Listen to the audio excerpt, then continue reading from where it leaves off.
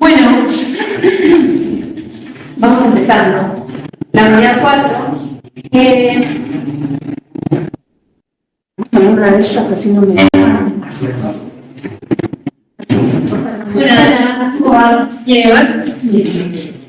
Así como de organización general, la cámara está densa, mejor.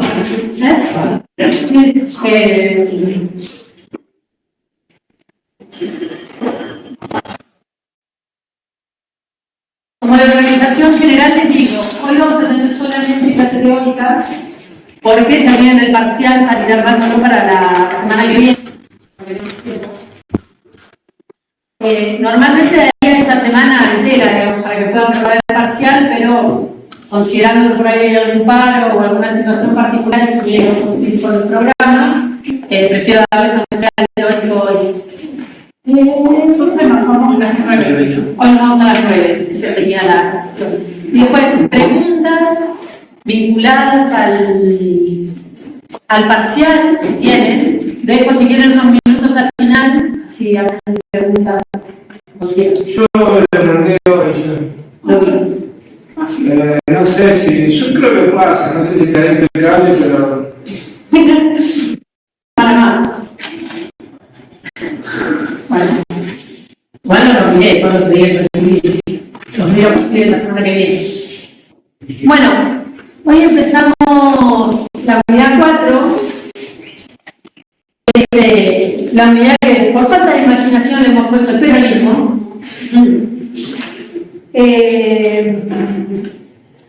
Me cagaron una cosa.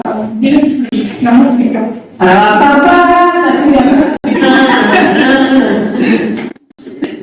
En fin, bueno, empezamos con esta unidad que es la unidad 4, como siempre les digo, la primera son 2 semanas de la unidad, la primera siempre toco como todos los temas un poco general, y la semana que viene me voy a enfocar en algunos temas en particular. ¿Qué es el peronismo? Es un movimiento. Bien, el movimiento, un partido político. Partido político sería justicialista, peronismo. Bueno. ¿Qué más? ¿Ahí quieren arriesgar algo?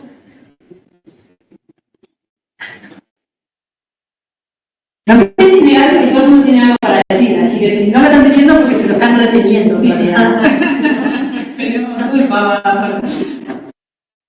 Podría decir también una versión de un tipo de nacionalismo. Ajá. Está bueno todas esas respuestas que van tirando, porque en realidad representan de alguna manera todas las dificultades que se tienen de la historiografía para abordar Una doctrina. Sí. ¿Alguien me está grabando? No. Ah, ok, está bien.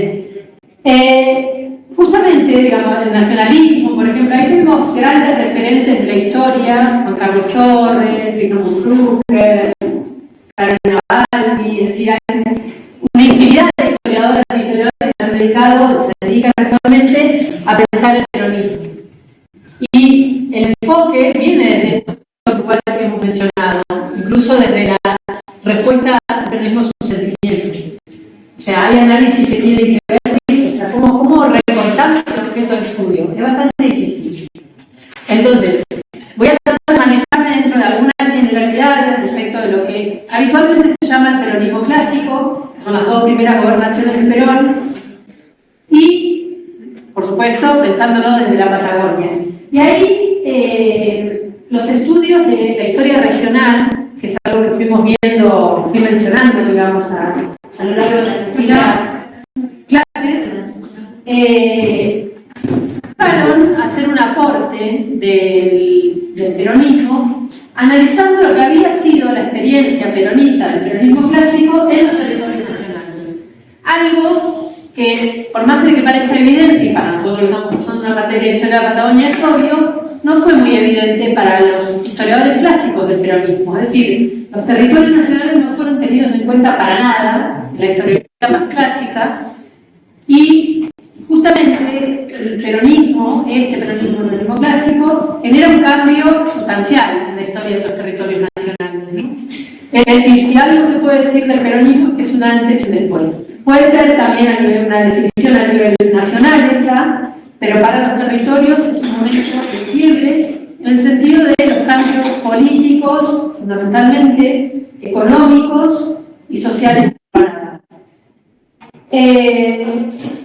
Tampoco hay tanto material sobre el peronismo. Una, digamos, de las mejores compilaciones que hay es este librito, a ver si nos pasa a ustedes, que se llama Las formas de la política en la Patagonia, que es una compilación que hicieron Nay Sabona y Juan Milaboa de Santa Cruz, creadores de Santa Cruz, recogiendo algunas experiencias de este periodo del peronismo en los distintos territorios.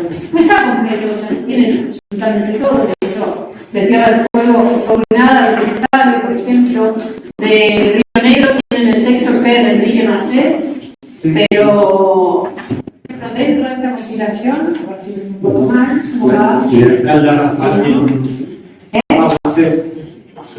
libro no? Ah, no, es el de peronismo que hace de la Universidad de Rosario. Estaba tratando de ver si había algo de la Pampa, me parece que no hay nada acá. No hay. Y ahora sí, digamos, hay textos ahora de la Pampa, por ejemplo. Marisa Moroni, Alonso, hay muchos que ahora trabajando en el peronismo presente, pero tampoco es que, o sea, a partir de ahora van a ver cómo empieza a haber una baja, si quieren, en la cantidad de trabajos que hay sobre la segunda mitad del siglo XX. Por eso también cuesta reconstruir síntesis histórica sobre esta segunda mitad del siglo XX. Bien. ¿Quizás por desinterés o por otra razón? O porque Puede ser que la Libertadora haya eliminado bastante trabajo. Bueno, hay sí vinculado a lo que tiene que ver con los archivos, que sí es cierto que la Revolución Libertadora quemó un montón de documentación, es decir, hay vacíos dentro de los fondos documentales. Este puede ser una razón. De hecho, ustedes tienen un trabajo que es el de Graciela, Giorno, que es reconstruye en función de la memoria oral, ¿no? Y después hay, la mayoría de los trabajos estos, por ejemplo, parten de lo que son las, digamos, la documentación a nivel nacional oficial. O sea, no, hay cosas bajadas con documentación de los territorios. Sí tiene que ver un poco con la dificultad de acceso a la documentación, pero no sé en realidad. O sea, podría haber más cosas. Es que también la primera mitad del siglo XX y las últimas décadas del siglo XX, por lejos, más producción de trabajo, más temas, más compilaciones, más, no sé, más gente dedicada a estudiar esto. No sé por qué, habría que ver. Pero sí es cierto que los archivos están recortados. Por ejemplo, si pensamos en el archivo en Chubut, hay algunos chubutenses por ahí, el archivo histórico de Chubut tiene como la parte, si se quiere, de la colonia, de la parte galesa, y después tiene algunos fondos documentales, y después hay una disputa entre los archivos, el de Comodoro y el de Rawson, por quienes tienen, digamos, la parte de la documentación que perteneció, por ejemplo, a la gobernación militar. Hay parte que está en Santa Cruz, parte que está en Comodoro, digo, hay dificultades también de reconstruir estas historias, porque la lógica de la documentación, como fue producida, hace que hoy estén dispersas. Entonces, eso también cuesta. Pero no sé si hay, digamos, ahora, por ejemplo, vos mencionaste a Rafael, defendió su tesis de doctorado, que es una tesis sobre Emilio Berenguer. Por fin, o sea, hay un trabajo sobre Emilio Berenguer, ahora vamos a hablar de él. Fue 2 veces gobernador de Río Negro durante este periodo y una vez gobernador de Neuquén. O sea, figura que alguna vez lo debe nombrar, Bueno, por eso es una figura política súper importante y relevante para el periodo y sin embargo son desconocidos, ¿no?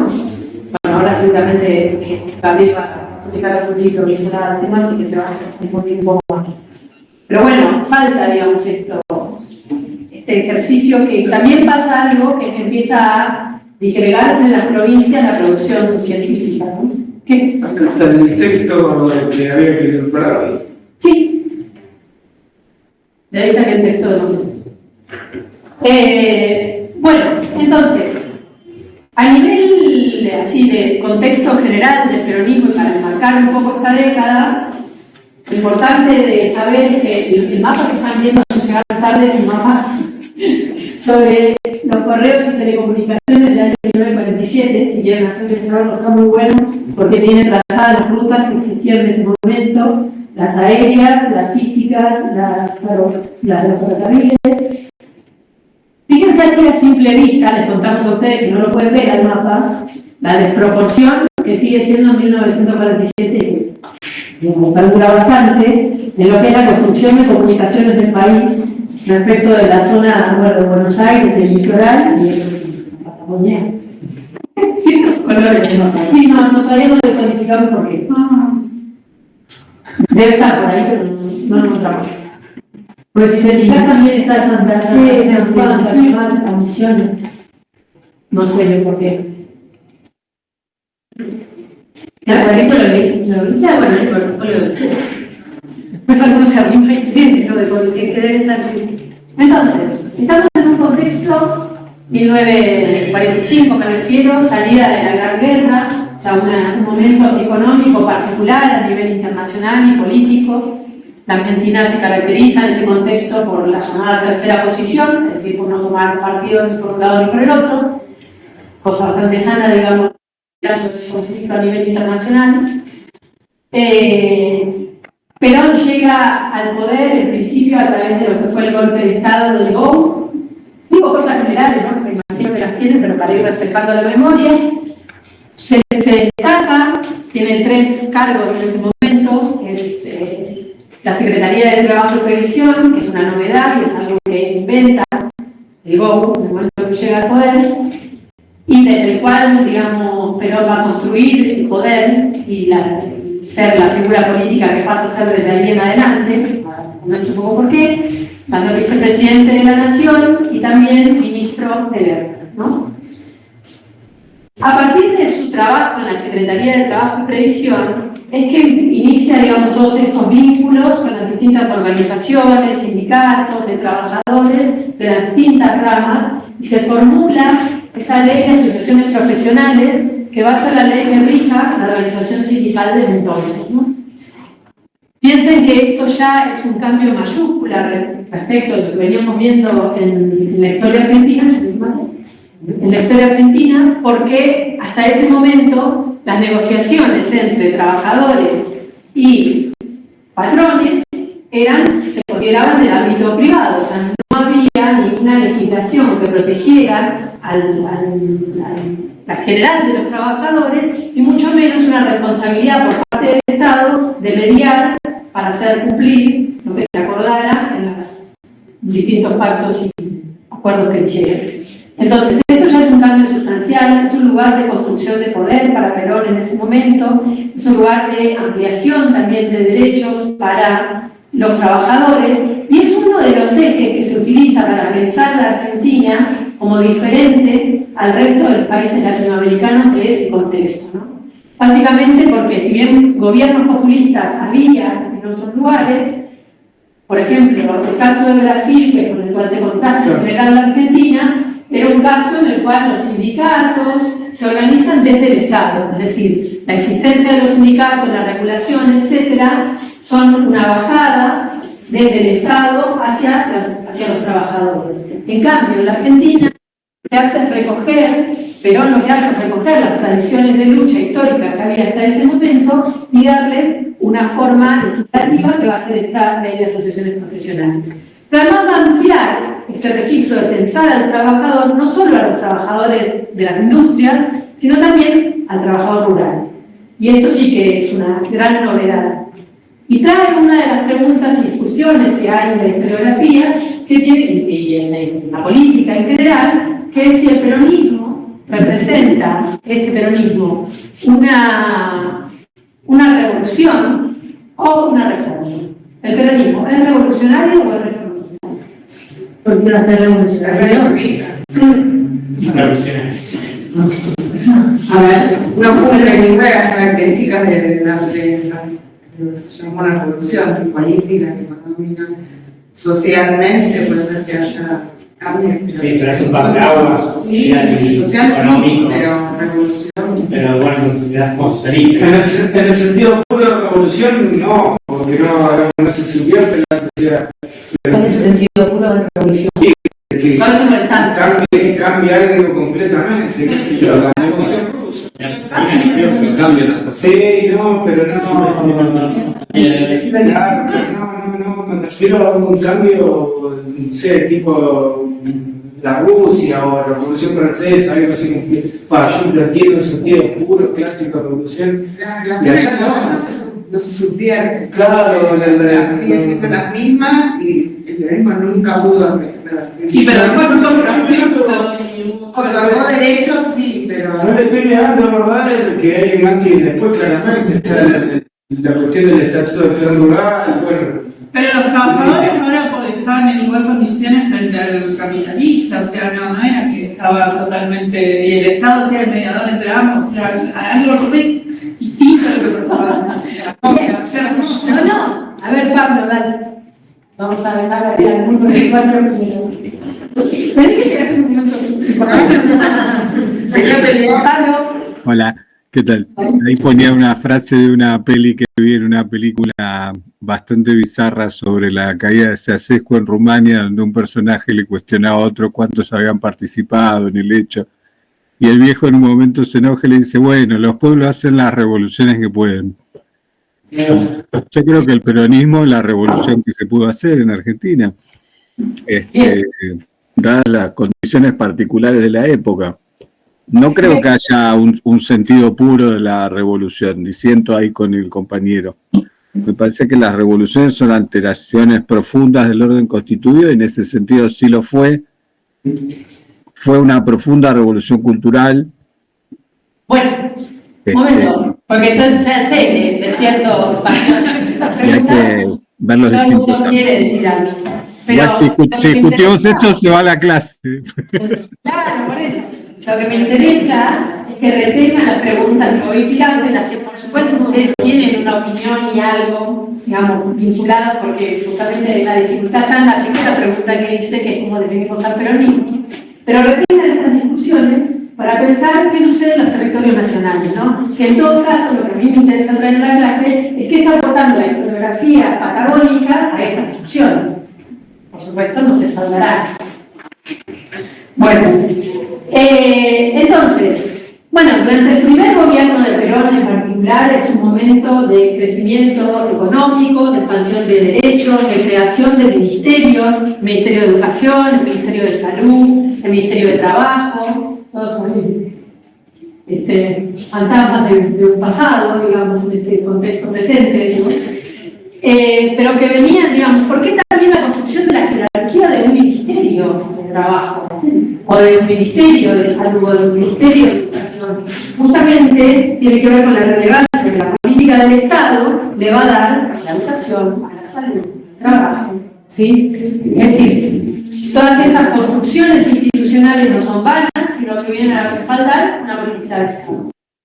Y que particularmente, sostiene las tres banderas del peronismo, me refiero particularmente al primer gobierno del Perón, que son Justicia social,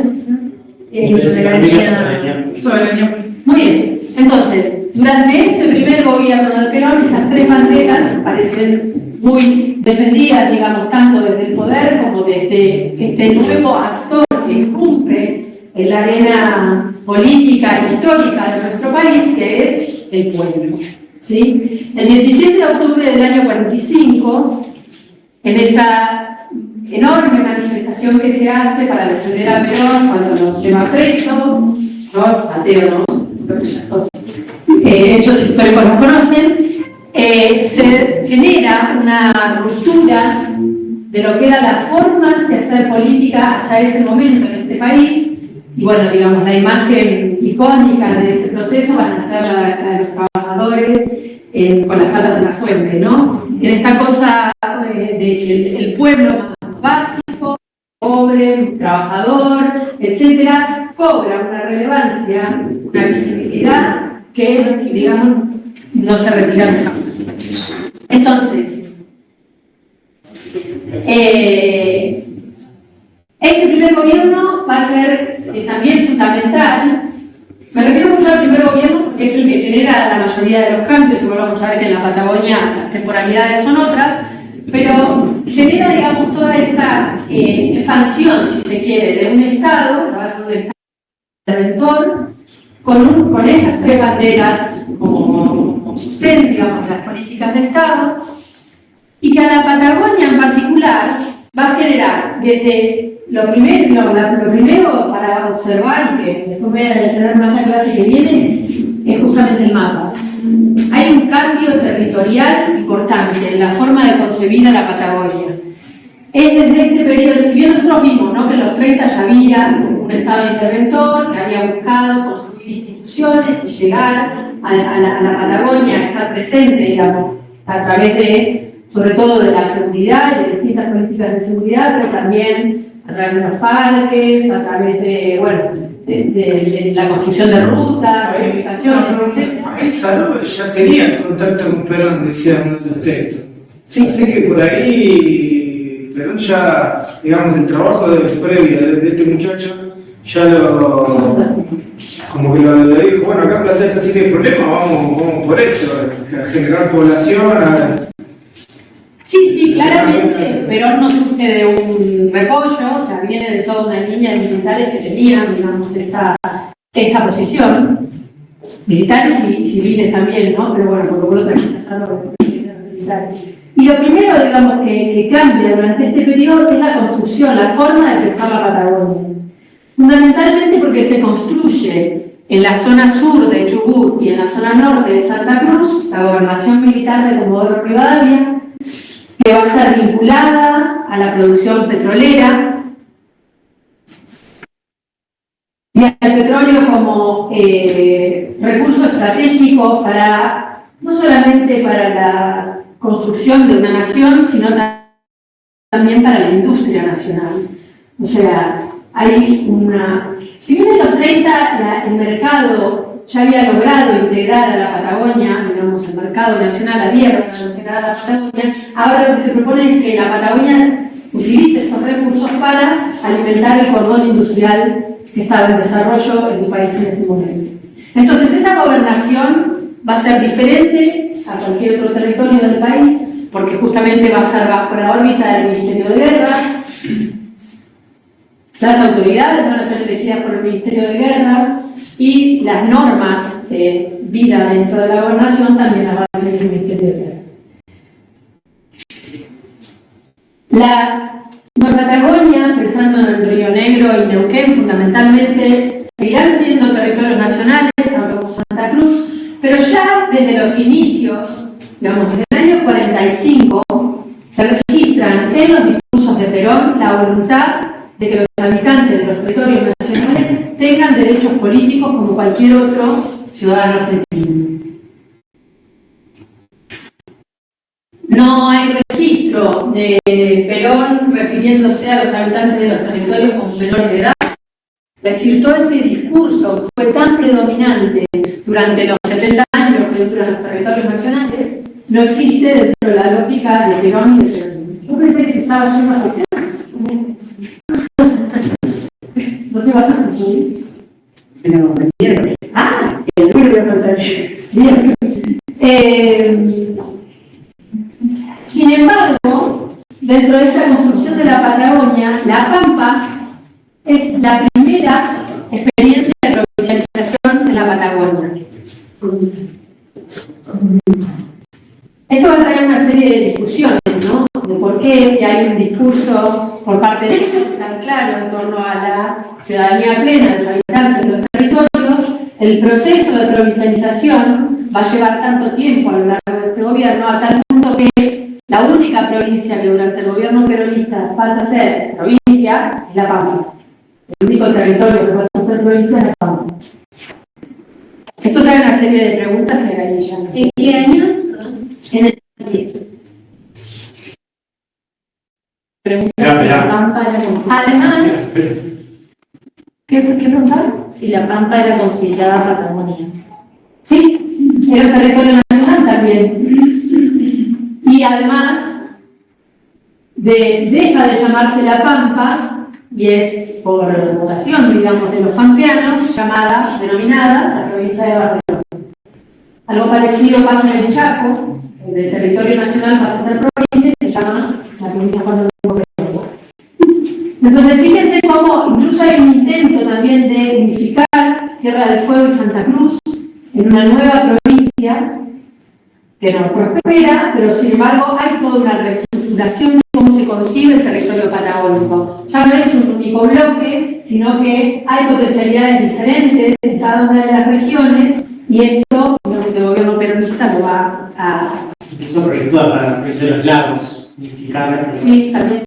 la Pionegrina con Neuquén, Con lo que... y Sí. otra parte que esté con herencia. Eso, ¿sabes qué? Era una vieja propuesta en realidad, a principios del siglo XX también. De hecho, el departamento Roca y el CUI pasan a depender de Neuquén durante unos años, entre 1916 y 1920. Porque, bueno, o sea, digamos, es un momento clave de repensar la estructura nacional, y las divisiones de los territorios nacionales patagónicos son totalmente arbitrarios.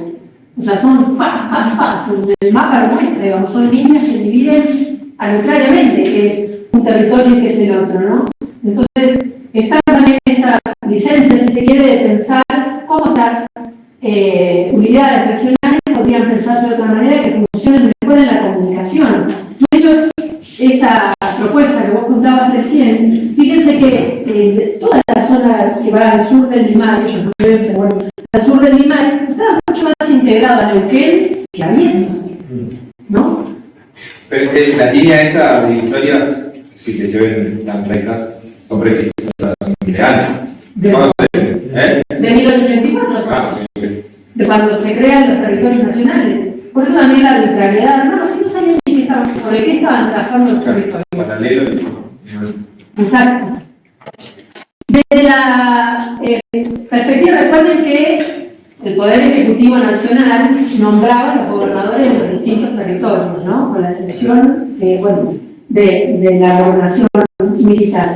Pero por primera vez, y sobre todo en el norte de la Patagonia, no tanto en la zona de la Patagonia Austral, empieza a haber gobernadores que se corren del elegido habitual, que eran militares, digamos, muchos de ellos, o pertenecientes a las clases altas. Y vuelvo sobre la figura que les mencionaba hace un rato, Emilio Berenguer, por ejemplo, que fue gobernador del territorio de Neuquén una vez y dos del Río Negro, los periodos eran de 3 años nada más, era un obrero ferroviario que nacido en Río Colorado. Así muchas veces lo confunden porque él hizo su carrera política sindical en Bahía Blanca, y justamente muchas veces piensan que es de Bahía Blanca. ¿Y por qué también nos importa remarcar esto? Porque empieza a haber una búsqueda fuerte por parte del gobierno peronista de que los que fueran gobernadores fueran de los territorios, que no solamente venían afuera, traída para gobernar, sino que tuvieran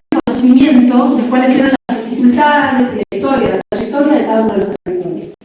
Emilio Berenguer entonces era ferroviario, lo había conocido a Perón en el año 43 aproximadamente, que digamos ya empieza a perfilarse como un líder político importante, y cuando asume Perón en el año 45 lo nombra, lo designa gobernador del territorio de Neuquén. Es una figura importante del político, no solo porque fue gobernador de los 2 territorios nacionales, sino porque bajo sus gobernaciones es un momento en el cual la presencia del Estado, a partir de la construcción de escuelas, la construcción de caminos, de mejoras para chacareros y productores como canales de irrigación, etc. Toda la zona de Videgui, por ejemplo, la zona atlántica de Río Negro, empieza a construirse y a proyectarse en el bajo la gobernación de Berenguer, las promesas de la construcción de un hospital ferroviario en Neuquén, nunca se concretó al final, pero digamos, todo el inicio de esa obra también se da por la gobernación de Berenguer, y también una forma, digamos, tenía Berenguer de llevar adelante la política, que era básicamente la de estar permanentemente en el territorio. O sea, era una persona que difícilmente lo encontraban en el Vietnam, en la casa de gobierno, sino más que en Neuquén, en el campo de la gobernadora de Neuquén, sino que permanentemente estaba recorriendo los territorios, ¿no? Y vinculándose con las distintas organizaciones, sindicatos, etcétera, etcétera. O sea, teniendo conocimiento de quiénes eran los referentes en cada lugar, a pesar de que los AFAC no denostaban.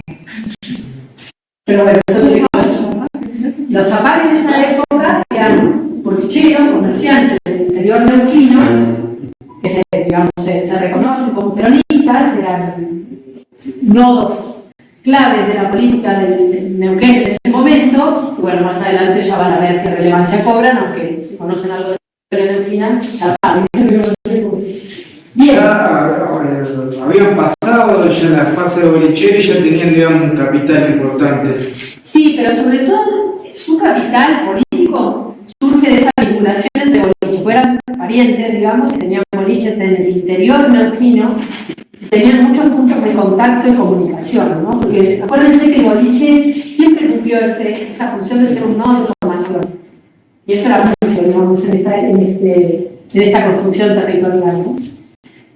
Sobre todo para hacer política, considerando las formas en las que se hacía la política en los territorios, porque todavía no había política partidaria. Pero vamos entonces sí a esos cambios políticos importantes, que tienen que ver con la posibilidad de ser ciudadanos plenos, en el sentido de los derechos políticos, y de votar. ¿Sí? A partir del año 49, con la reforma de la Constitución, los habitantes de los territorios tienen la posibilidad de elegir autoridades nacionales. Y esto es un cambio sustancial. ¿Por qué?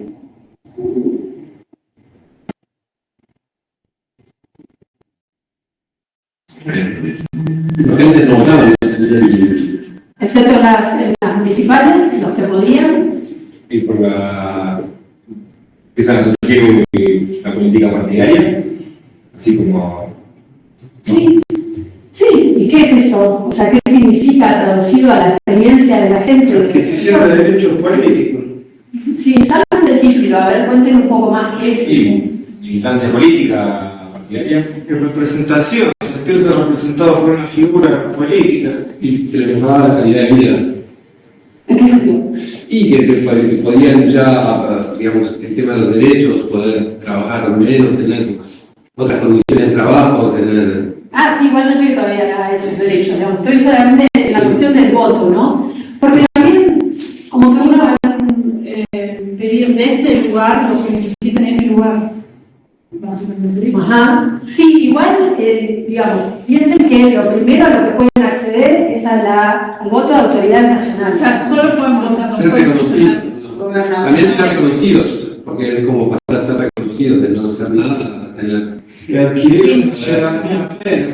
No, todavía no. Y que si los territorios votan, quiere decir que los que se postulan tienen que considerarlos también en sus propuestas. Sí, digamos que la representación en las cámaras al principio es muy baja por parte de los territorios, ¿sí? El Río Negro manda 2 diputados y el resto uno cada uno. Porque esto tampoco modificaba sustancialmente lo que se debatía. Y ambos, pero no votaban. O sea, se empieza de a poco. Porque esa es que todavía pleno. Los gobernadores no votaron. No había gobernadores. Los gobernadores los definía, o sea, producía había gobernadores. Los definía el Poder Ejecutivo Nacional. Sí. Y también, ya en el año 49, piensen que en la inclusión de la participación electoral también están incluidas mujeres. O sea, varones y mujeres de los territorios nacionales, mayoría de edad, por supuesto, pueden votar, empadronarse y votar en las elecciones nacionales. ¿Leyeron el texto de Livorno? Sí. Bueno, ¿qué cuenta piensa sobre la construcción de las unidades básicas femeninas? A ver, fue todo un cambio, que en lugar de participación no solo del voto, sino de una política activa de acciones para la sociedad, la educación, movida cultural, censos para ver qué cantidad de mujeres. Parece raro eso de los censos, ¿no? Porque si las mujeres iban y se afiliaban a un lugar, comprar una carta y decir hay 4, mandar a gente, o sea, me pareció que es no raro, una acción de ir al territorio a hacer política.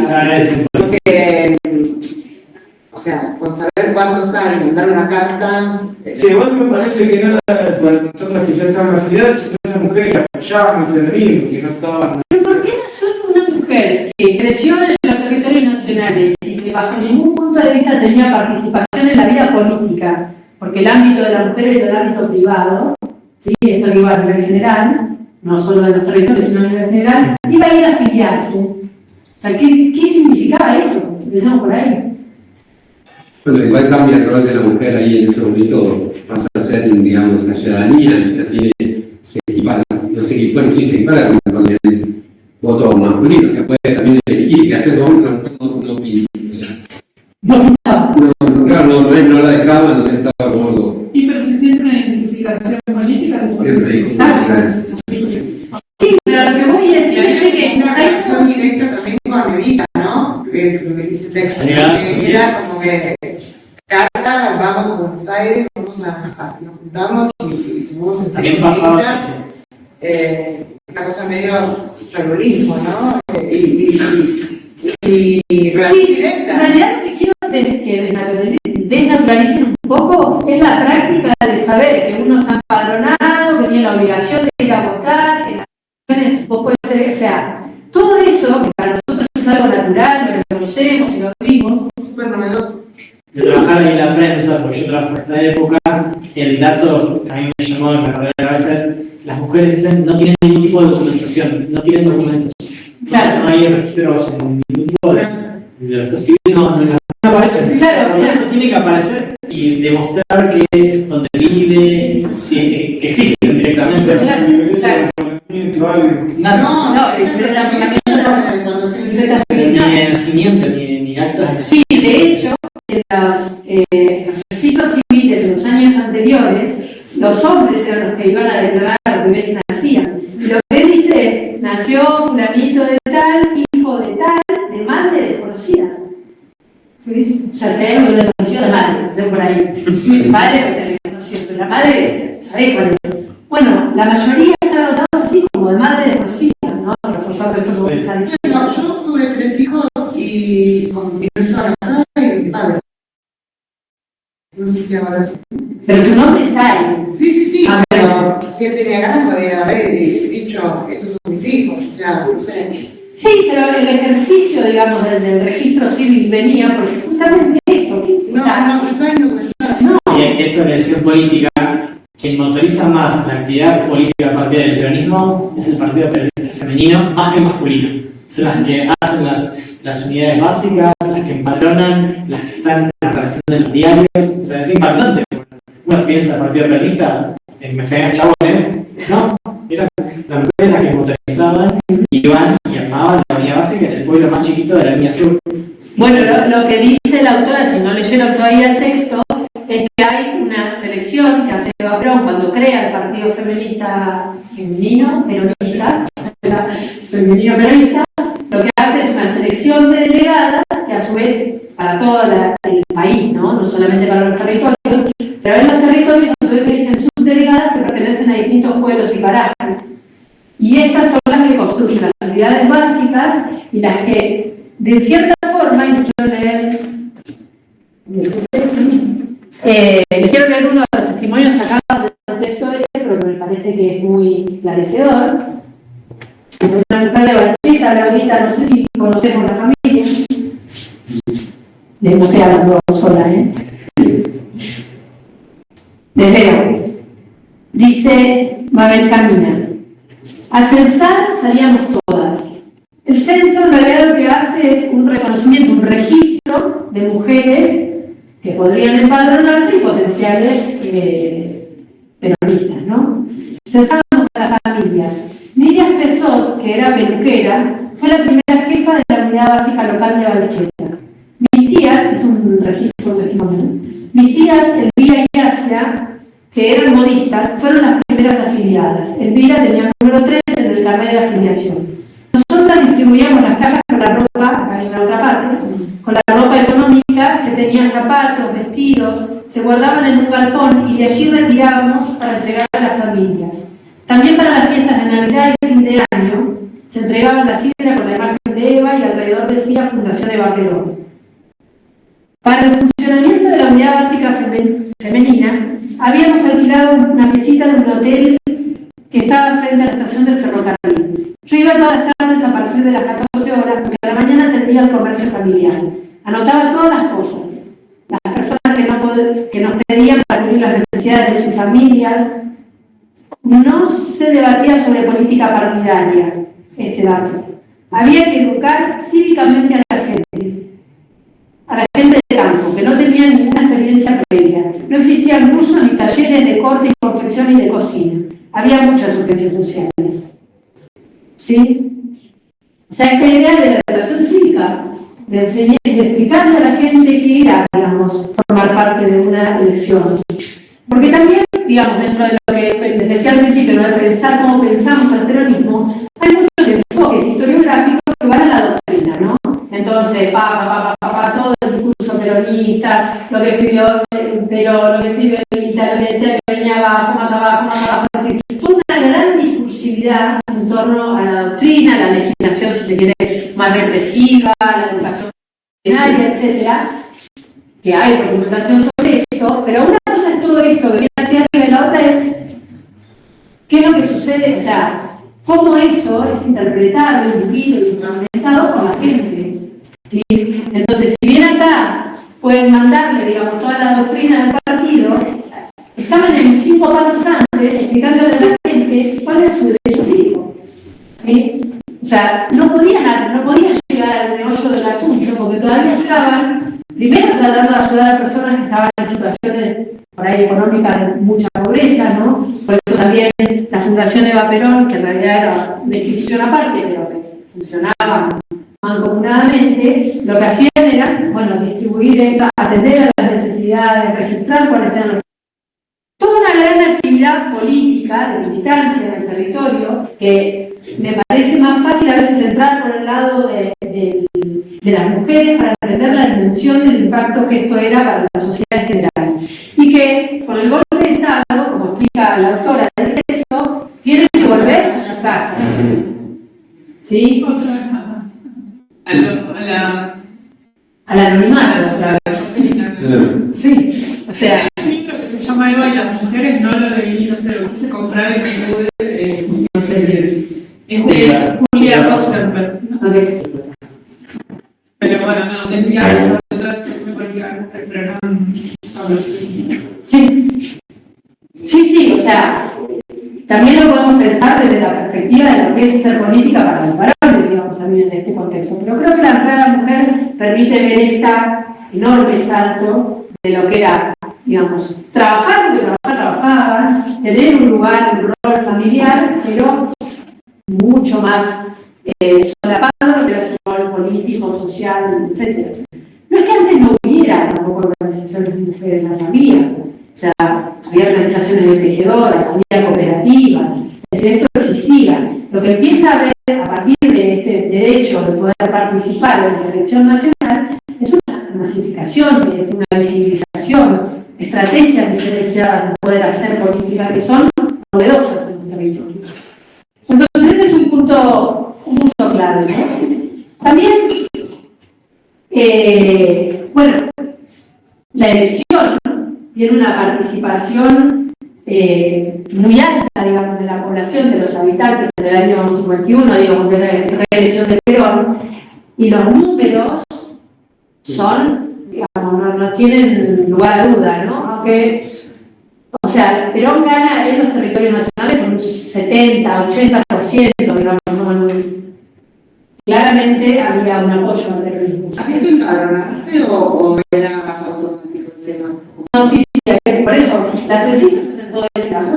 Bien. Sobre todo la parte, porque los varones, digamos, que habían cumplido con el servicio militar existían. Ahí era como que estaban empadronados. Sí, claro. Sí, pero las mujeres.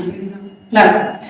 Entonces, y bueno, este dato, digamos, que haya ganado tan contundentemente en los territorios, igual, ese es uno de los puntos de discusión para el segundo punto que me interesa trabajar en relación a la política peronista de los territorios, que es el de la provincialización. O sea, la pregunta es, ¿por qué el territorio nacional de La Pampa sí puede cumplir este proceso de provincialización durante el peronismo, mientras los otros solo llegan a la provincialización con la dictadura, ¿no? Después del golpe de Estado, aunque la ley es previa, digamos, al golpe de Estado?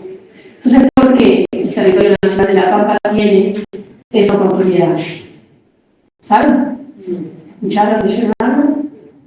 No, el Perón considera que las condiciones están dadas para que la elección le sea favorable, porque hay una inscripción ya constatada de que si se provincializa, esa provincia va a ser efectivamente peronista, cosa que el resto todavía tiene sus dudas. Claro, esta es, digamos, es otra de las discusiones que hay en torno a entender por qué las provincializaciones se dan gradualmente, se dan en distintos tiempos. La Pampa tenía,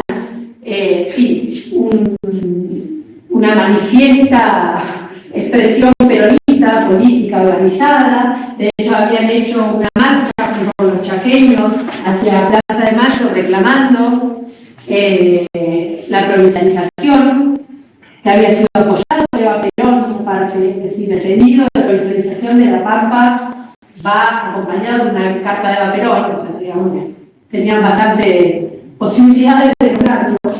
La Pampa también es, si bien, el territorio que más trayectoria tenía en reclamar los derechos políticos, ¿sí? Los otros no. Y económicamente, La Pampa tenía una capacidad de autonomía y un poder económico importante que el resto de los territorios no lo tenían tan claramente. Ahora, si es porque Perón identificaba que La Pampa estaba más peronizada, el dato de la elección del 51 hace caer esa teoría.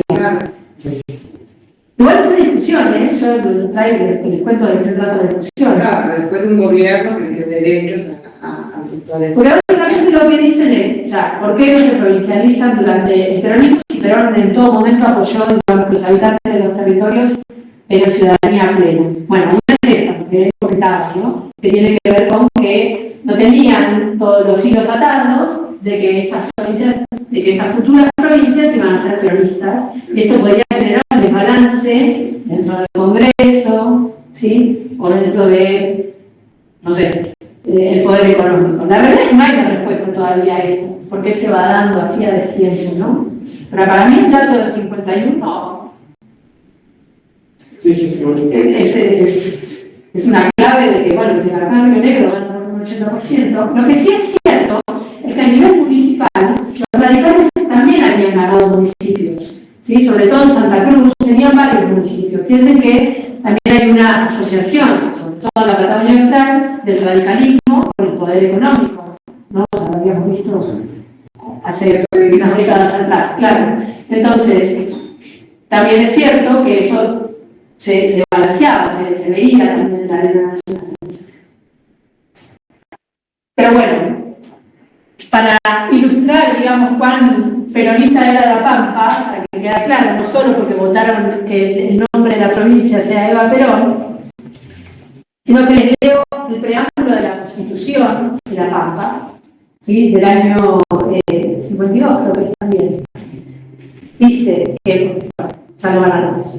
Nos, los representantes del pueblo trabajador de la provincia de Eva Perón, reunidos en convención constituyente, invocando la protección de Dios, fuente de toda razón y justicia, con el propósito de organizar los poderes públicos, de hacer efectivos los derechos, declaraciones y garantías enunciados en la Constitución Nacional y de contribuir a la formación de la cultura general y al afianzamiento de una nación socialmente justa, económicamente libre y políticamente soberana, sancionamos esta Constitución. ¿Sí? Por si quedaba alguna duda de cuán peronista era el doctor Juan Piano. a partir de la creación de esta provincia, empieza a haber también una, si se quiere, una persecución interna a que se cumpliera, digamos, la doctrina peronista y a perseguir a aquellos que desacataban la doctrina peronista, ¿no? De hecho, hay una, bueno, están las denuncias por desacato, que últimamente tenían que ver con el insulto o a Perón o a Evita o a alguien, digamos, vinculado al poder político nacional, que eran llevados a juicio, ¿sí? Y bueno, digamos, todo tenía costos concretos sobre la vida de las personas, o sea, iban presos, o perdían el trabajo, o, digamos, nada, era una forma también de control hacia adentro de esta provincia que se crea. Que incluso también hay una autora pampeana que se llama Marisa Moroni, que trabaja sobre estas denuncias sobre desacato, que lo que marcan también es una construcción diferencial de la justicia, porque las denuncias por desacato, por ejemplo, entraban dentro de un círculo judicial que se resolvía mucho más rápido que cualquier otro tipo de denuncia.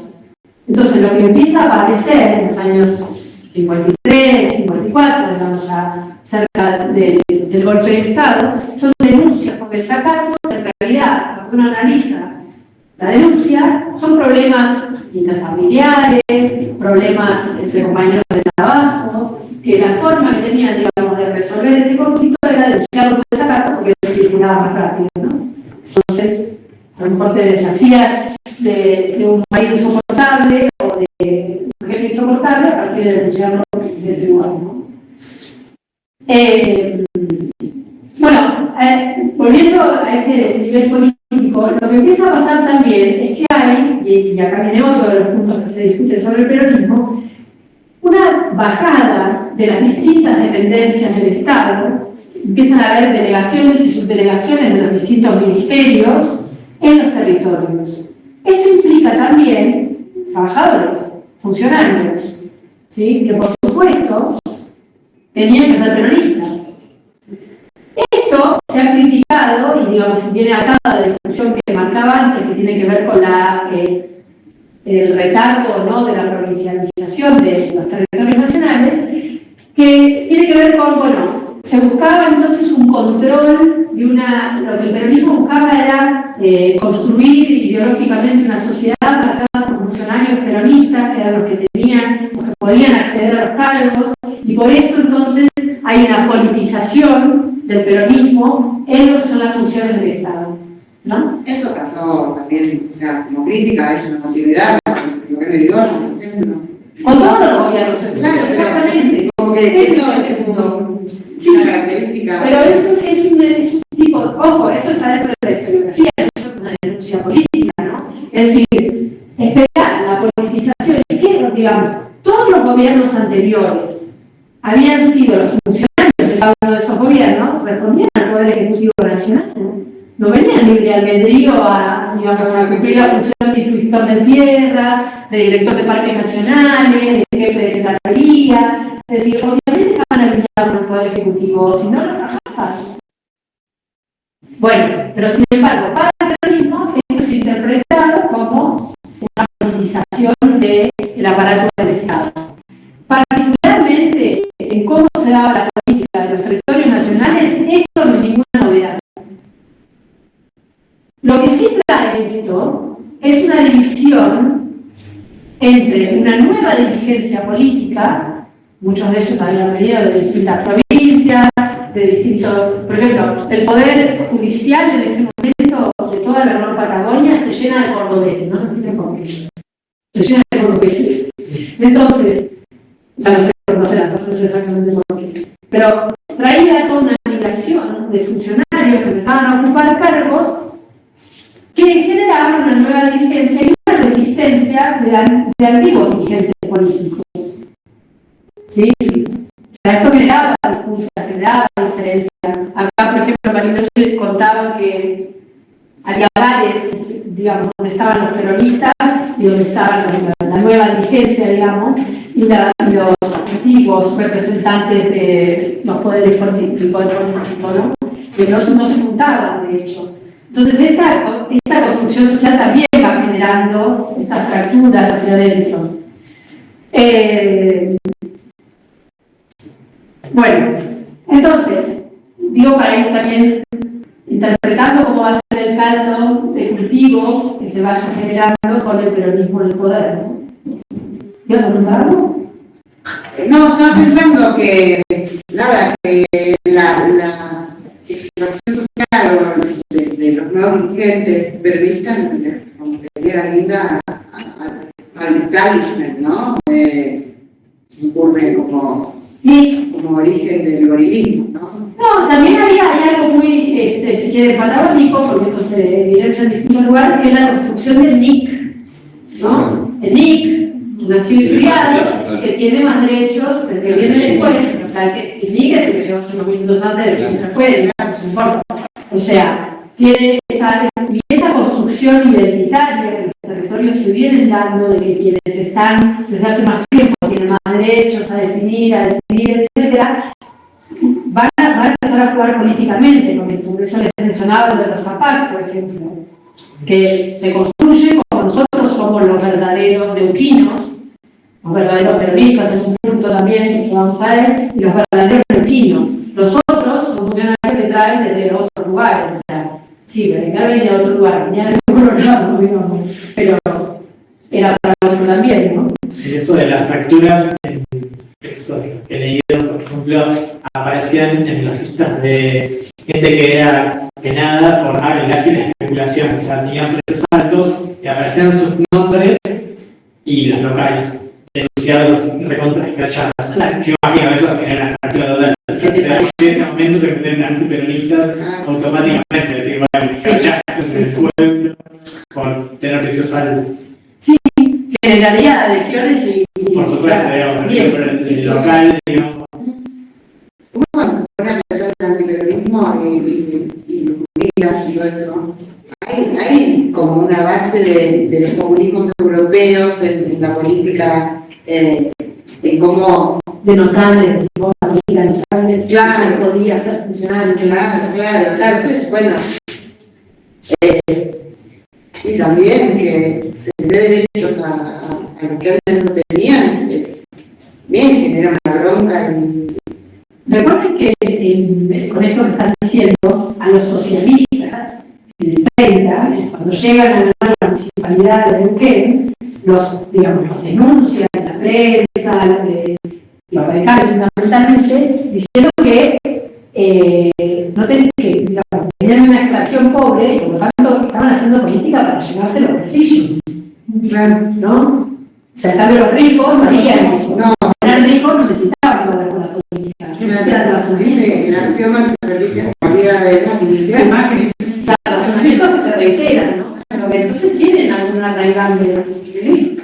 Sí. La denominación de los lugares, las calles, las plazas, yo me llamo Perón, Presidente Perón, Marconelli se llama Perón. ¿O Nelly se llamaba Perón? Claro. No sabía. No. Bueno, pasando al plano económico, las dos políticas centrales que tiene el peronismo y que van a impactar sobre la economía patagónica son lo del peón. Esa anécdota que cuenta el propio Perón. La madre que le dice a la madre, pero esto también me perjudica a mí, porque la madre tiene cáncer chubos, ¿no? Sí. Y él le dice, bueno, En camarones.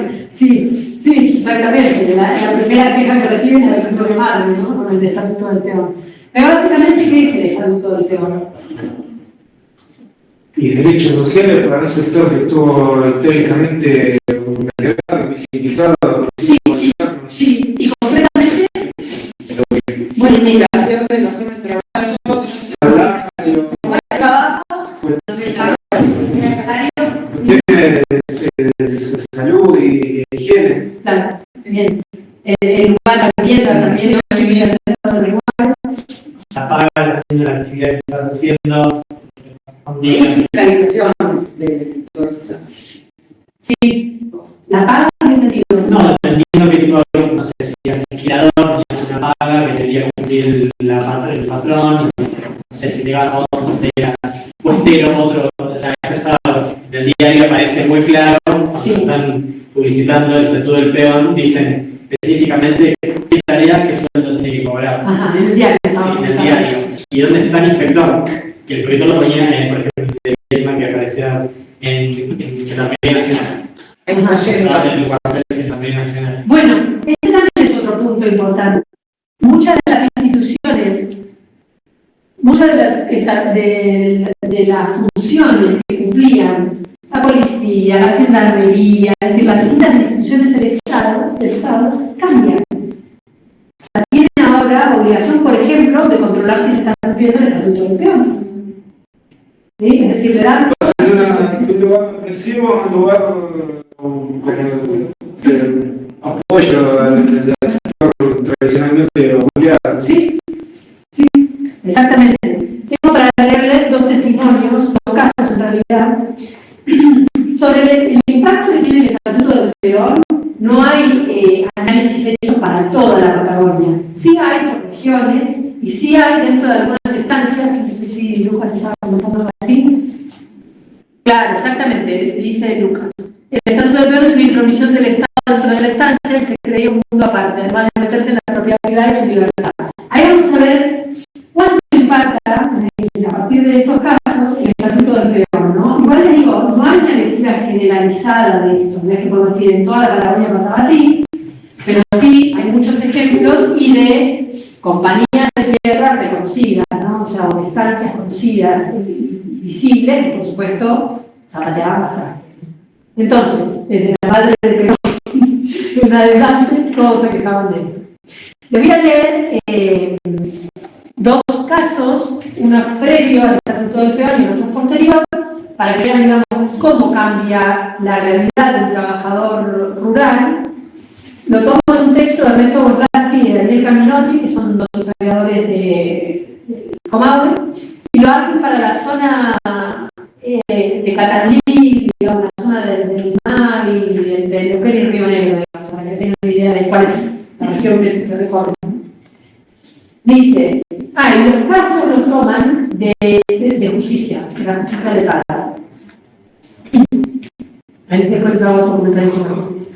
Bueno, dice, en la estancia Cabo Alarcón, en 1928, Luis Muñoz fue contratado para hacer trabajo de zanjeo, para ampliar las superficies irrigadas. Este hombre formaba parte de una gran multitud de trabajadores rurales poco calificados que deambulaban en búsqueda de empleo por toda la Patagonia, tanto del lado argentino como del chileno. Luego de algunos meses de trabajo en los canales, Muñoz contrajo una enfermedad que lo postró en la cama. Mandó avisar al capataz que no se sentía bien y durante una semana, sostiene el expediente judicial, se alojó en un real, un pequeño abrigo compuesto de 5 chapas de zinc y en el que convivía con otros 4 peones.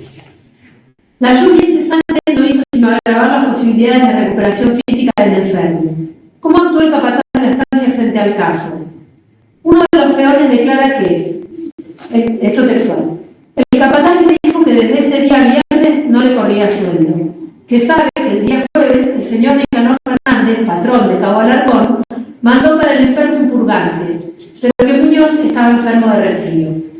El enfermo, todavía consciente, se negó a tomar el purgante y partió a casa de unos amigos en busca de ayuda. Entonces el administrador mandó avisar al capataz que si se marchaba, le serían descontados de su sueldo los días de ausencia. Desoyendo la amenaza, Muñoz se llevó a la casa de unos vecinos. Murió de noche con una serie de coágulos en la boca, arropado en una vieja hamaca mapuche. Tras esa muerte intervino la policía que interrogó al patrón, Nicanor Fernández, en torno a las condiciones laborales y contractuales en que se encontraba el peón fallecido. Fernández contestó que Luis Muñoz no tenía contrato alguno, ya que no solía hacer contratos de trabajo con nadie. Simplemente, cuando comenzaban a trabajar, se limitaba a abrirles una cuenta en el almacén de ramos generales, que funcionaba dentro de su propia estancia. Por lo tanto, el único registro legal del desarrollo de la actividad laboral que es posible encontrar es el documento donde se indica la deuda de Muñoz con el patrón. ¿Sí? 1928. Entonces, fíjense cómo aparte, digamos, tiene que declarar el muerto, tiene que ir a declarar el patrón, y dices, O sea, ¿qué me importa? O sea, no es mi problema.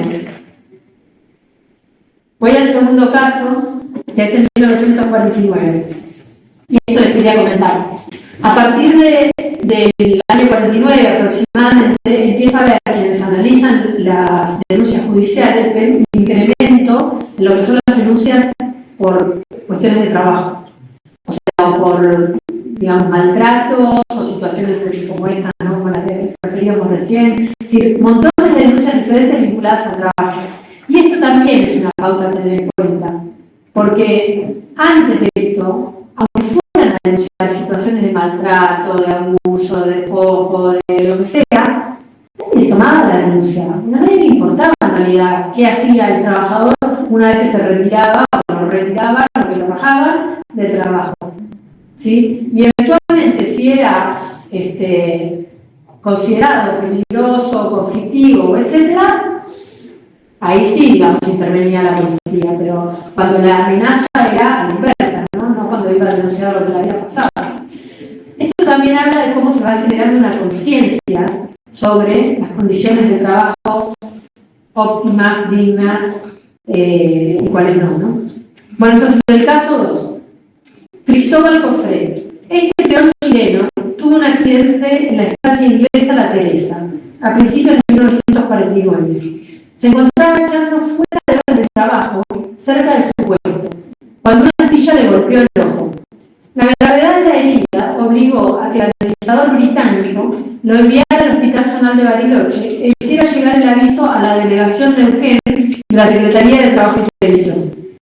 Días después, al regresar a la estancia, enterado el administrador de que en Bariloche había un oculista especializado, lo volvió a enviar allí para que lo controlara nuevamente. Días después, el peón junto con el oculista partieron en tren con rumbo a Buenos Aires, donde se dirigieron al hospital británico.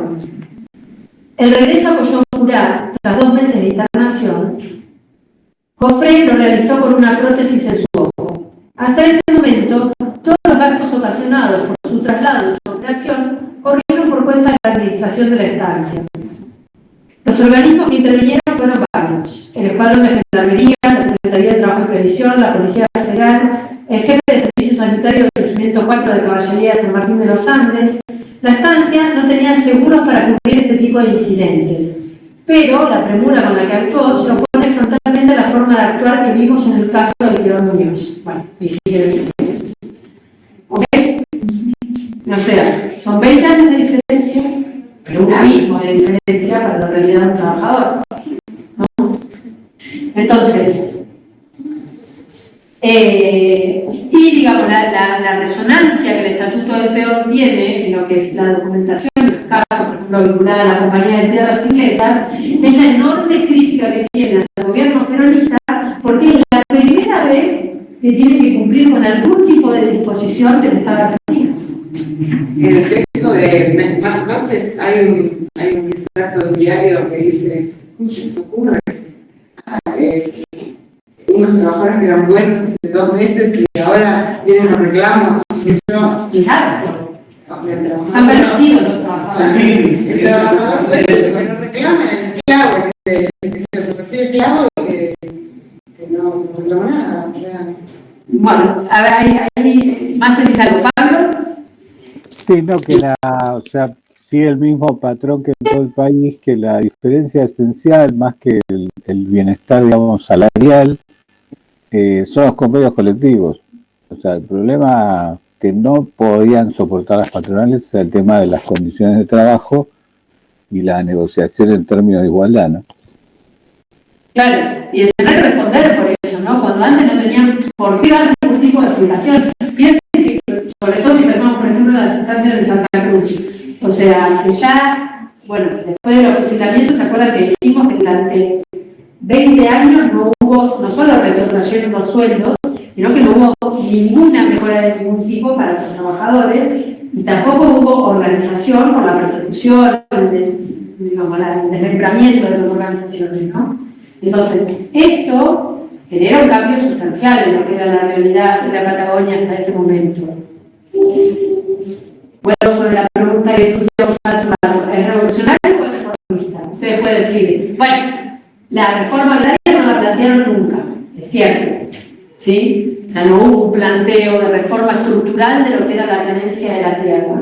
Sí hay nuevas intervenciones sobre la tenencia de la tierra, ¿no? Porque, por ejemplo, frente a la presión de la Federación de Sociedades Rurales, ¿se acuerdan, no? Les traigo a Maya, que veníamos en clases anteriores, a la Norma, a todos los que formaban parte de esa federación, frente a las presiones que recibe la Dirección de Tierras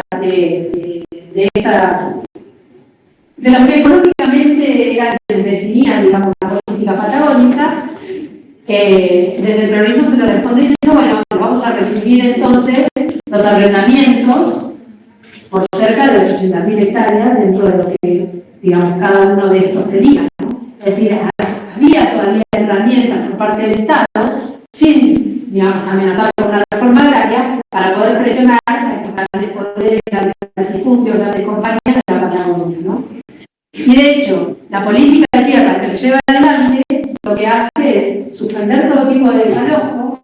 Esto para, recuerdan ustedes, los dejé en la clase anterior, en una política de ir capilarmente desalojando familias de distintos lugares, denunciadas como intrusos, fiscaleros, chilenos, indígenas. Lo que hace la legislación es parar los desalojos, ¿no? Paran los desalojos y además fijan el costo de los arrendamientos.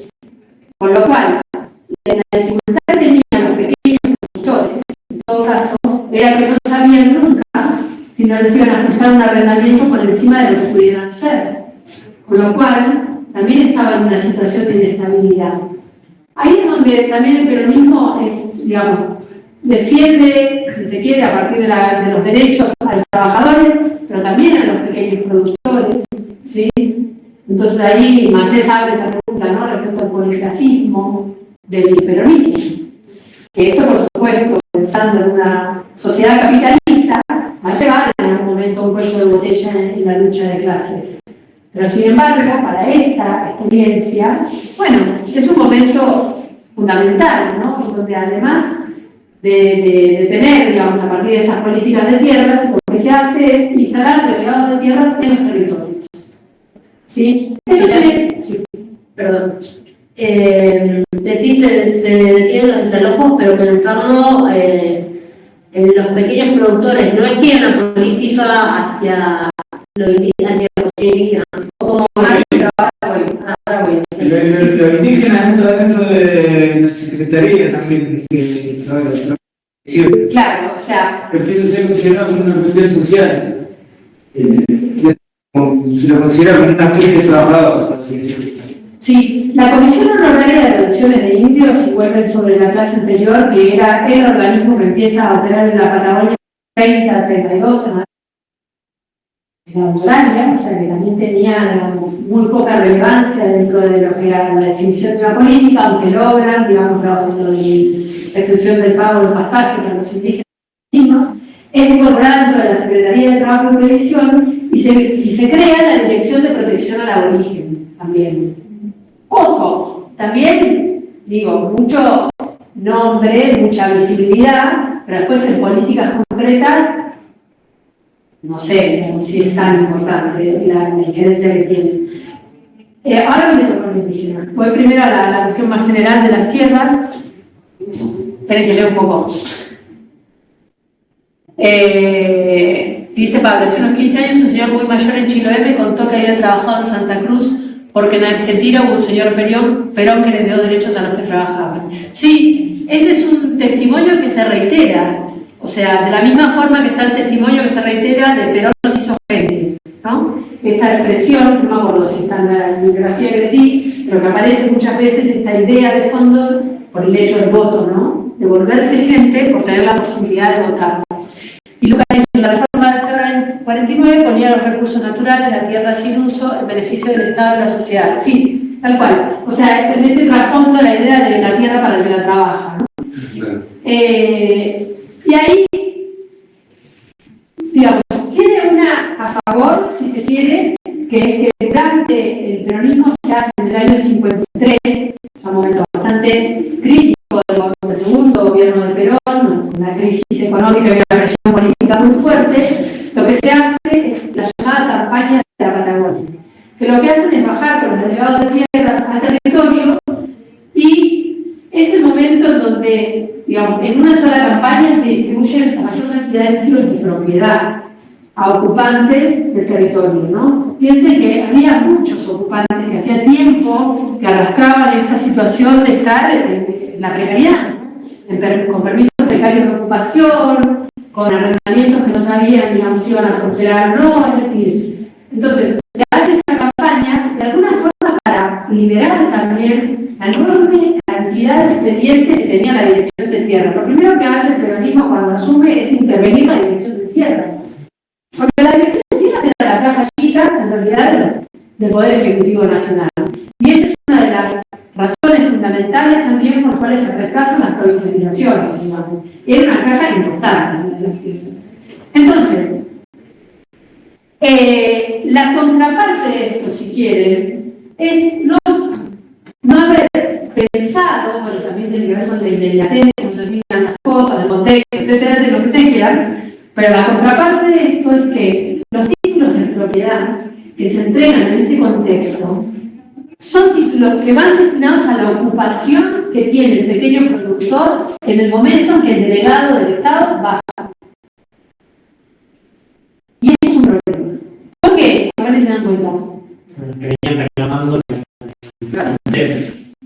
Porque justamente venimos de 2 décadas de sistemático achicamiento de campos de muchas familias, de desalojos, de expropiaciones, de lo que vimos también de desalojos voluntario, como el de Nahuelpan, por ejemplo, y al entregar título de propiedad sobre el cuadradito de tierra que tenés ahora, no se dimensiona que históricamente quizás esa comunidad, esas familias, etcétera, perdió una gran cantidad de territorio. Y se favorece quizás a las dos partes, al expropiador y al que está ocupando desde más tiempo, ¿no? ¿Pero era eso o seguir en la situación en la que estaba?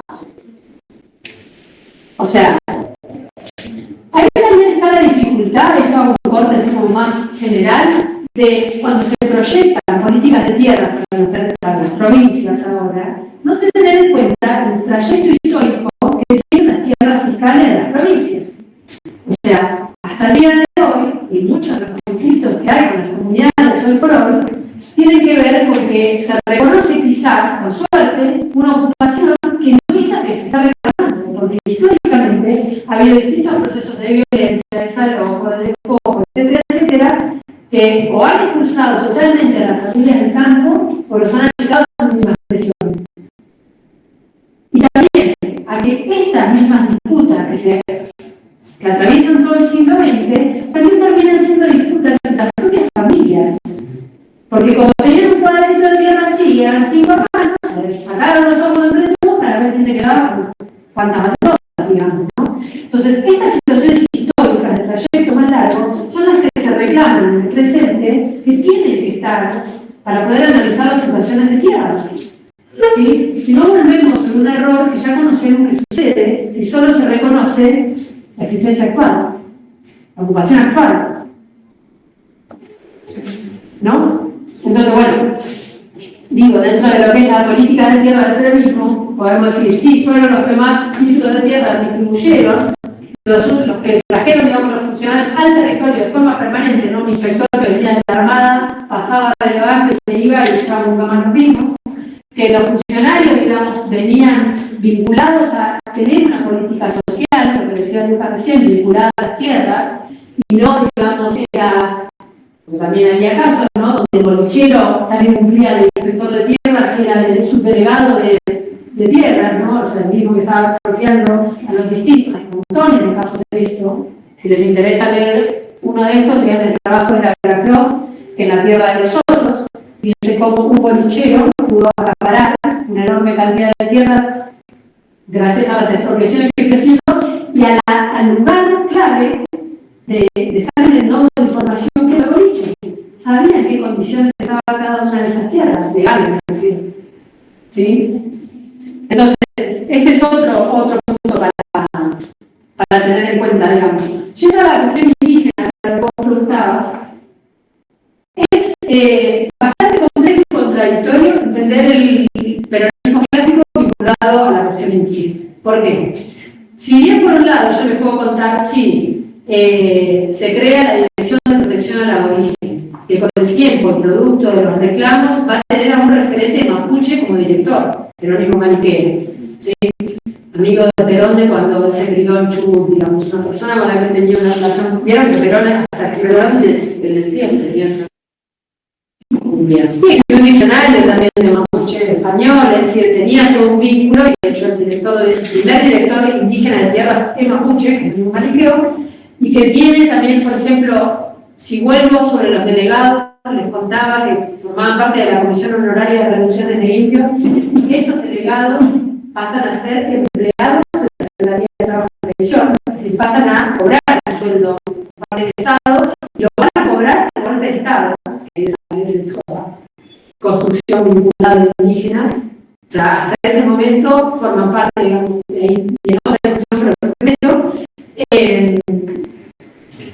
tienen estos delegados, es decir, hay una política destinada a visibilizar lo indígena, a contemplarlo, etcétera, etcétera, pero paralelamente se da el Malón de la Paz de los que vienen de Jujuy en el año 46, el primer Malón de la Paz, ya vamos por el tercero, que van a reclamarle a Perón como parte de los descansados, de la Parcitanera, de los olvidados de la patria.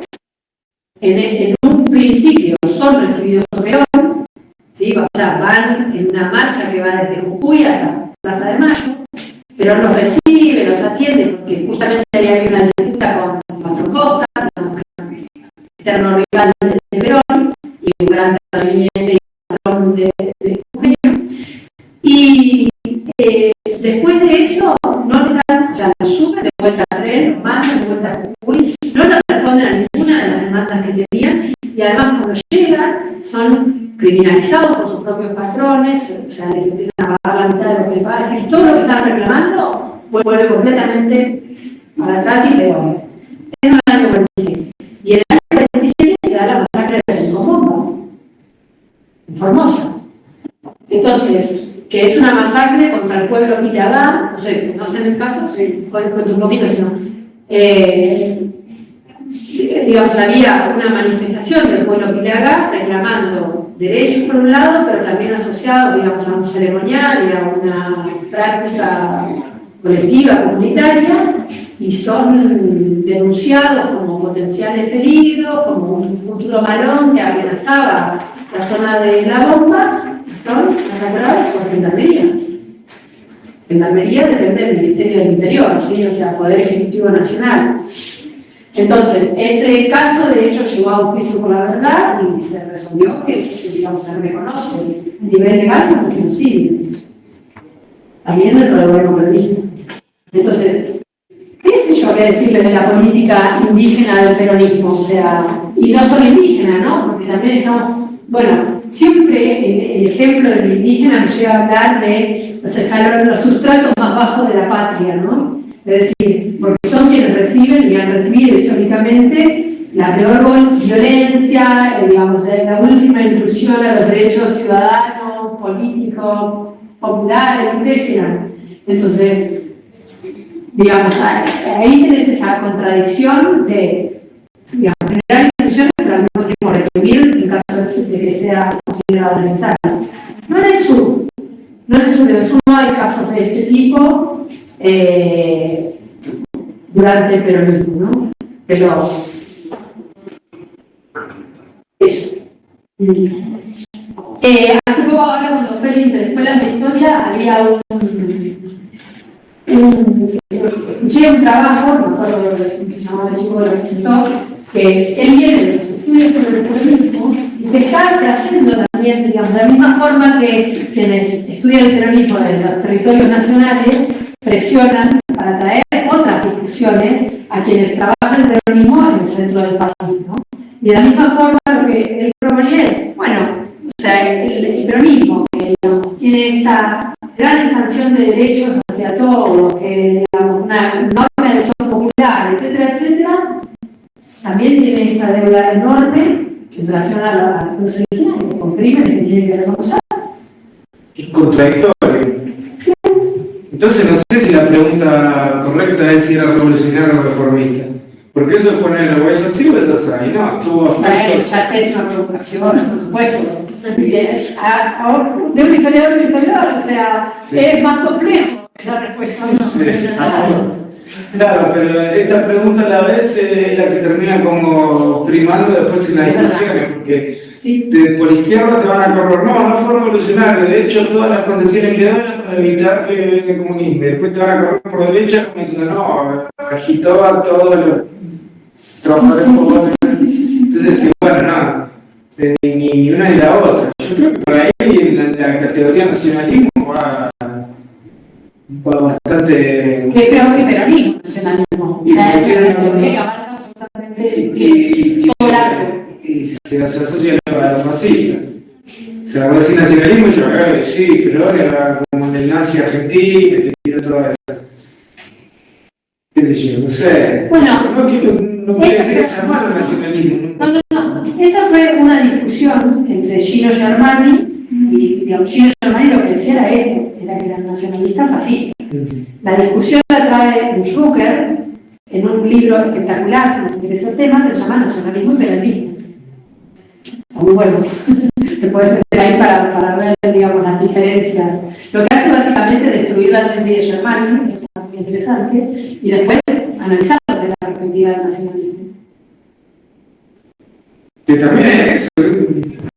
¿Por qué tiene que ser necesariamente fascista el nacionalismo? Sí. Es cierto. Bueno, yo quería traer una discusión en relación a los delegados que tiene que ver también con. Es una discusión que también trae el peronismo, ¿no? Que es el de si es inclusión lo que se da, por ejemplo, con los delegados indígenas dentro del Estado, o si es cooptación. Es decir, es una forma de adoctrinar, de sumar, pero de una forma contenida y controlada. Eso es lo de la masa disponible, ¿no? Sí. Y no porque ya había experiencia de reclamo y de lucha. No era una masa disponible. Bueno, exactamente, ¿no? O sea, por ahí viene la construcción de la vida, en la larga duración, esa construcción de los delegados indígenas, en realidad no es algo que se le ocurra al peronismo, ¿sí? El trabajo que hacen, cómo lo hacen, quiénes son los referentes de los delegados, tampoco es así, ¿sí? Sino que muchas veces son dentro de las comunidades. Eso se nota, digamos, porque muchos de ellos fueron loncos, por ejemplo, de distintas comunidades, y ahí, digamos, que muy difícilmente el peronismo haya podido definir eso, ¿no? Ya sería otorgarle una autoridad incomprobable, para empezar. Pero la pregunta es, y es más amplia también, es que cuando el Estado, en este caso el peronismo, pero cuando el Estado incorpora todas estas organizaciones, movidas, referentes, dirigentes, digamos, del arco popular, etc., ¿cómo lo podemos pensar? ¿Como una forma de cooptación? ¿O como una forma de, bueno, reconocerles estas trayectorias de más larga duración? No sé, ¿cómo se sale de esa bifurcación? Yo me tiraría más por la segunda. ¿Cuál es la segunda? Y que le reconoce la trayectoria, que hay un diálogo de por medio, ¿no? Cooptación directa, así ya. Aunque digamos el peronismo, sobre todo en el segundo gobierno que vamos, es bastante. Los sectores más Yo creo que pasan las dos cosas. Y al día de hoy pasan por las dos cosas. Bueno, hay un reconocimiento de y a su vez, bueno, una integración a sostener este régimen. También es una forma, si uno lo piensa, Perdón, pero eso también es parte de los sectores de las élites económicas y el antiperonismo para negarle cualquier tipo de participación a los sectores populares que se adscriben a la única fuerza política que le habilitó una participación así concreta. ¿Cierto? ¿Qué sé yo? vos podés hablar impunemente del peronismo. Y cosa que ninguna de nosotros conocemos. Creo que se puede capaz mirar un poco si solamente se reconocen esas organizaciones que están como alineados con su pensamiento, con su doctrina, o si también hay reconocimiento de capacidad capaz algunos que divergen un poco. Sin embargo, es necesario ser reconocidos. O de mayoría. Ajá. Yo por ahí que la pregunta siempre es si existe el capitalismo bueno, en el sentido de que, bueno, siempre volvemos a que al final el Estado Hay explotación. es capitalista y va a terminar respondiendo a los intereses del capital, más allá de que habilite participación y está muy bien, pero no terminó como pensando que, bueno, hoy por ahí lo que pasa se piensa que es el único modo de gobierno, la única forma de existencia que hay de la humanidad. Digamos que el capitalismo está como sellado, ¿no? Sí, y sí, sería un socialismo habilitado dentro de un capitalismo, no existiría por eso, ¿no? De hablar de capitalismo bueno, cuando la base del capitalismo termina siendo, ¿no? La injusticia, la desigualdad, ¿no? Sí, la explotación se basa en eso, para que funcione, entonces, es raro. Sí, la Retufa Maya, por ejemplo, no solo le sacaron las tierras y le volvieron el rabo y pan, que sabemos que es un tercio de lo que le habían sacado, sino que también fue expulsado de la Federación de Sociedades Rurales.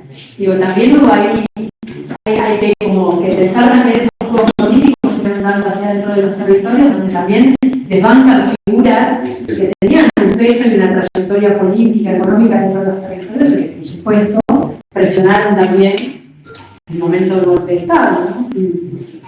Se me viene a la cabeza, leyendo el diario este, por ejemplo, el bañero del Cóndor era todo para la estancia, era el Cóndor de una familia Hart muy conocida, Sí. y medio que lo amenazan que le van a expropiar, porque eso quieren ir a hacer una colonia de verano y van a instalar un coso de la Fundación Evita y le pelean, y después como que el tema no se habla más, pero la colonia de verano está.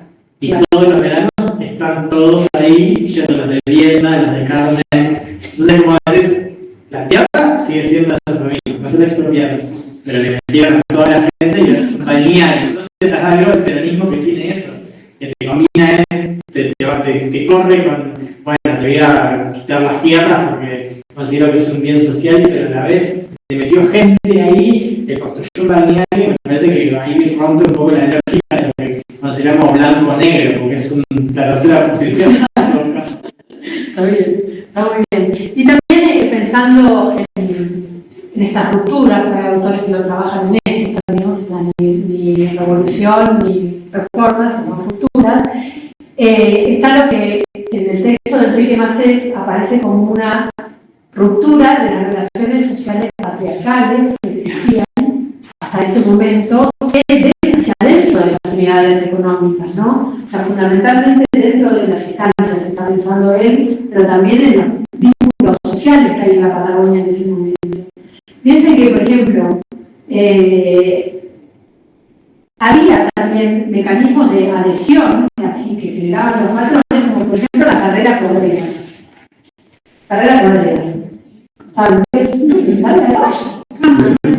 Bueno, la carrera de caballo, en donde el que ponía el caballo, por supuesto que era el dueño de la estancia, y los peones eran los jockeys, digamos, y se apostaba, se jugaba esto. Pero había ahí una consustanciación entre pertenecer a la estancia de tal, porque tenías tal caballo y tenía renombre, ¿sí? Y la adhesión del trabajador era con su patrón. Así lo explotara, viviera abajo de 4 chapas de 5 más, si le saltaba una astilla y le arrancaba un ojo, era problema de él, etc. Entonces hay algo ahí que se rompe también, que es esa adhesión entre formar parte del equipo del patrón, ¿no? Y empezar a pensarse como trabajadores. Claro, realizado esa relación, naturalizada esa relación. Estaba pensando que en la realidad y después, o sea, aunque mejoró el tema del peón, es uno de los sectores más empobrecidos y menos que no pueden reclamar, porque están, o sea, se me ocurre que el tema del latifundio debe influir para que no tengan posibilidad de reunirse y de sindicalizarse de verdad. Pero sí, en 1920 lo habían hecho. Bueno, ya sin terminar. Bueno, no,